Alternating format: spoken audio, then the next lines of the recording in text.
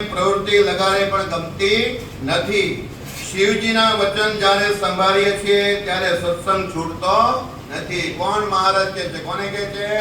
જયમાલ હોળી હતા ને એને મહારાજ કહી રહ્યા છે, સંતો ભક્તોને કહી રહ્યા છે, સત્સંગની જે સેવા થાય તે ધ્યાનથી અને તપથી પણ અધિક છે। હું સત્સંગની સેવા, સત્ય એવા ભગવાન, ખોટા ભગવાન નહીં હો, સત્ય એવા ભગવાન, સત્ય એવા શાસ્ત્ર, સત્ય એવા ગુરુ। સત્યશાસ્ત્ર અને અસત્ય શાસ્ત્ર આવે, શાસ્ત્ર બે પ્રકારના આવે, એટલે સત્ય એવા શાસ્ત્ર, સત્ય એવા ગુરુ, સત્ય એવા ભગવાન, સત્ય એવા સંત અને સત્ય એવા ભગવાનના ભક્ત, એને કહેવાય સત્સંગ। સત્સંગની જે સેવા થાય તે ધ્યાનથી અને તપથી પણ અધિક છે। ધ્યાન અને તપનું ફળ પણ એ જ છે કે તેનાથી સત્સંગની સેવા મળે।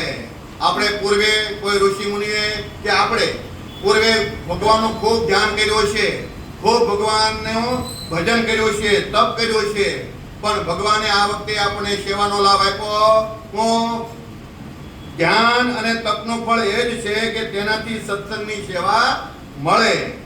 કોઈ મનુષ્ય કરોડ વર્ષ સુધી તપ કરે, હું કીધું મહારાજે, કોઈ મનુષ્ય કરોડ વર્ષ સુધી તપ કરે અને કરોડ વર્ષ સુધી ધ્યાન કરે, તેનું જેટલું ફળ થાય છે તે બધું જ એક દિવસની સત્સંગની સેવામાં આવી જાય છે। બોલો, એક જ દિવસની સત્સંગની સેવા કરવી એમાં આવી જાય છે। હવે જે આ ધર્મકુળના ફળે જે આપણા આચાર્ય મહારાજના સીધી લીટીના વારસદાર આચાર્ય મહારાજ, માતુશ્રી લાલજી મહારાજ, બંને લાલજી મહારાજ, બંને વહુજી મહારાજ, રાજ દિવસ બંને બાલલાલજી મહારાજ, બંને બાલલાલી રાજા, સમગ્ર ધર્મકુળ, બેનબા, જીજાજી, બધા ધર્મકુળ, આખું પરિવાર એ આખું સત્સંગની રાજ દિવસ સેવા કરે છે। એ પૂર્વના કેવા આત્મા છે બળિયા, એને કેટલું ભગવાનનું તપ કર્યું છે, કેટલું ધ્યાન કર્યું છે, તો એને સત્સંગની સેવા મળી છે। અને એના આશ્રિત, એની આજ્ઞામાં રહેનારા સંતો, આજે જે કોઈ સંતો બ્રહ્મનિષ્ઠ સંતો છે, પંચવર્તમાન પાળનારા સંતો છે અને એવા કેટલાય હરિભક્તો છે, એ રાત દિવસ સત્સંગ કરે છે તો એને તમે કોઈ સામાન્ય નહીં માનતા।